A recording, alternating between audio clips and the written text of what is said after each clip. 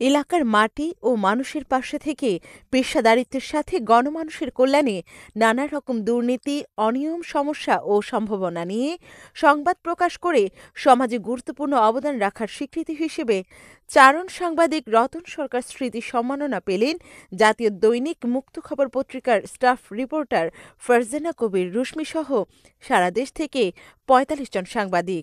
বাংলাদেশ মফস্বল সাংবাদিক ফোরামের উদ্যোগে রোববার ২২ ডিসেম্বর সন্ধ্যায় কক্সবাজার সাংস্কৃতিক কেন্দ্রে এই সম্মাননা প্রদান করা হয়। অনুষ্ঠানে যুগরত্ন সাংবাদিক সম্মাননা পেলেন ৩ জন। দেশের সেরা সংবাদ সম্মাননা পেলেন ১০ জন। চারণ সাংবাদিক রতন সরকার স্মৃতি সম্মাননা পেলেন ৪৫ জন এবং পেশাগত দায়িত্ব পালনকালে হত্যার শিকার ৩ জন সাংবাদিককে মরণোত্তর সাংবাদিক সম্মাননা প্রদান করা হয়।